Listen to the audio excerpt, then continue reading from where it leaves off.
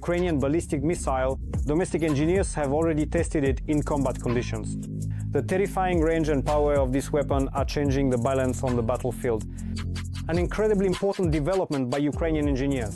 Learn more about it in this episode. At a time when Russian aggression continues unabated, Ukrainian long-range weaponry is becoming not only a symbol of strength, but also a real guarantee of security. Our missile program has good...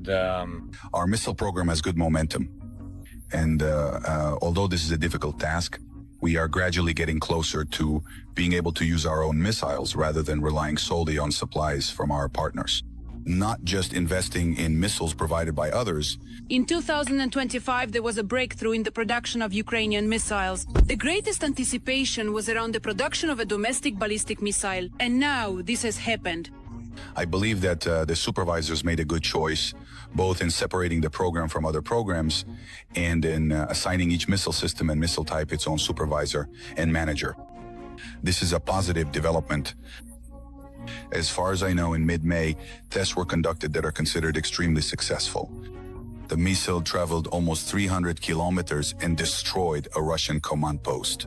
And it is very important that this was a combat use. A Ukrainian-made ballistic missile covered almost 300 kilometers and destroyed a Russian command post. The warhead of this missile weighs over 400 kilograms, and this is a very powerful arsenal. For comparison, the new American ballistic missile has a warhead of only 91 kilograms. It's clear that this will be a powerful weapon for us. I hope that we will continue to move forward. President Volodymyr Zelensky has repeatedly said that the Ukrainian ballistic missile is already on its way. I've instructed that separate funding be allocated to our Ukrainian ballistic missile program to speed up missile production.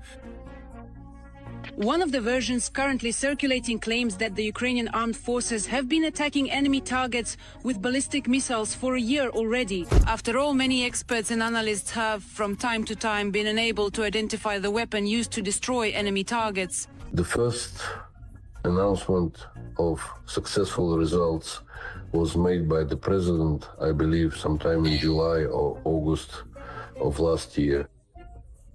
And since then, there have been several instances when strikes on Russia led to the assumption that Ukrainian ballistic missiles were involved in these attacks on Russia. A domestically produced ballistic missile is truly a breakthrough for the Ukrainian defense industry.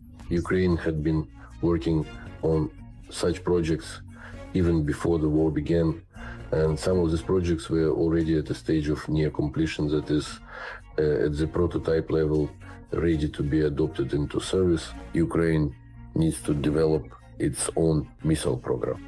In this missile program, which essentially happened in 2023, all the projects that were in a more or less prepared or finished state were revived, and they were used to work on developing Ukraine's own ballistic missile. Some have speculated that this refers to the Ukrainian Sapsan ballistic missile system, which the president of Ukraine mentioned last year.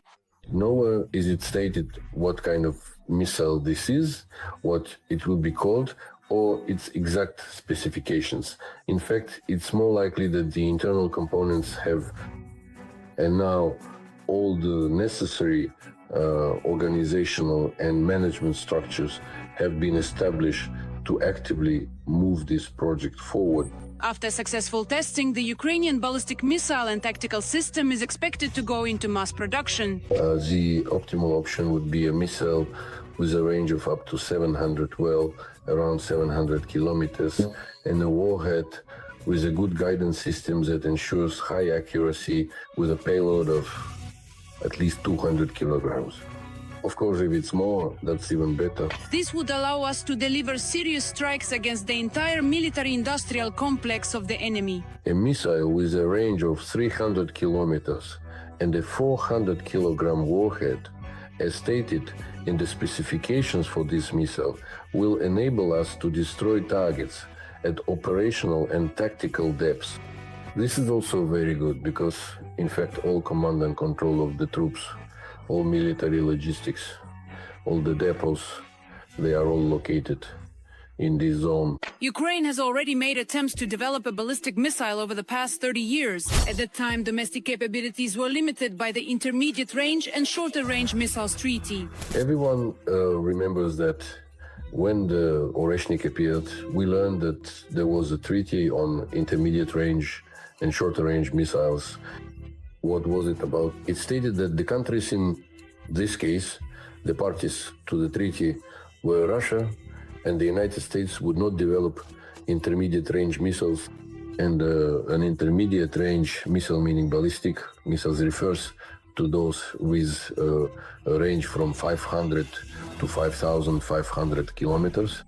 And when Trump, during his first term as president, learned from intelligence that the Russians were developing the RS-26 missile with a range of less than 5,500 kilometers, he broke off, withdrew from this treaty, and then Russia also withdrew from the same treaty. A country undertakes the obligation to produce missiles with a range of no more than 500 kilometers, but only for domestic use. Every voice matters. Join our community, support independent journalism and help us bring you the truth from Ukraine.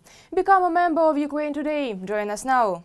If we produce them for export, then the range must not exceed 300 kilometers. So I think that the Ukrainian development of a ballistic missile is currently within the framework of export restrictions, but I am almost certain that its range will be increased to 500 kilometers. The Ukrainian defense industrial complex is making successful progress in developing weapons. I think it will evolve towards a 500 kilometer range. Perhaps the warhead might be slightly reduced, but I think most likely, even without reducing the warhead. Ukraine's missile program is a strategic factor in the country's security. This is a breakthrough and a trump card in the hands of a country defending itself against Putin and his military machine. The development and production of Ukrainian missiles will allow the country to independently address the destruction of Russia's military capabilities in its aggressive war against Ukraine. The United Kingdom has made its decision. Ukraine's partners have woken up. The stakes are rising. London has announced drone deliveries on an unprecedented scale. Ukraine has never seen support like this before. But will this be able to radically change the situation on the front lines? That's what we'll discuss in this video. 10 times more drones for Ukraine. The United Kingdom has announced a significant increase in drone deliveries for the armed forces of Ukraine. The United Kingdom is strengthening its support for Ukraine by supplying hundreds of thousands of additional drones this year and completing an important stage in the delivery of critically needed artillery ammunition. Over the course of the year, the United Kingdom will deliver 100,000 drones to Ukraine. This is 10 times more than the previously promised amount. The positive decision for Ukraine to increase the number of drones was made based on information from British intelligence about the effective use by the Ukrainian side of the 10,000 drones that had previously been supplied by the United Kingdom for the needs of the armed forces of Ukraine. The British drone package, with a total value of $473 million, is part of a broader initiative to provide military support to Ukraine amounting to $6 billion. When we are directly threatened by states with advanced military forces, the most effective way to deter them is to be prepared and to show them that we are ready to secure peace through strength. Essentially, while Washington continues to play games with Putin, London is demonstrating its full commitment to Kyiv and to defending Ukraine from Russian aggression. At this point, we can say that the United Kingdom is effectively leading the anti-Putin coalition. A vivid example of this is that it was the UK that chaired the most recent Ramstein meeting. It was this country that organized the latest coalition for military technical assistance to Ukraine's defense forces, specifically at the moment of transferring FPV drones and their production, including on Ukrainian territory. It is worth recalling here that the kingdom was previously a pioneer in providing Ukraine with heavy Western equipment, particularly Challenger tanks, as well as long-range Storm Shadow cruise missiles.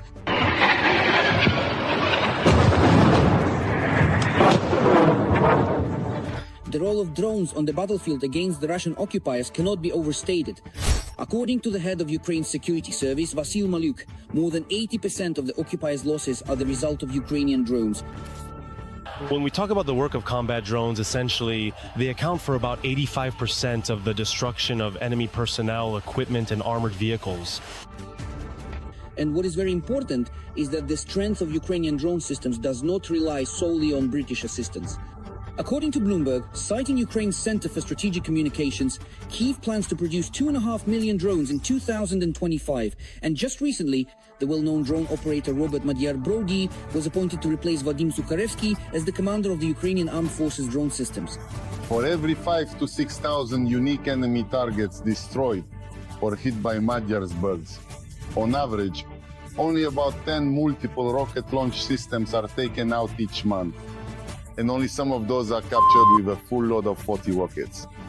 And when that happens, it looks like this. Boom, crash, jaga jaga, you.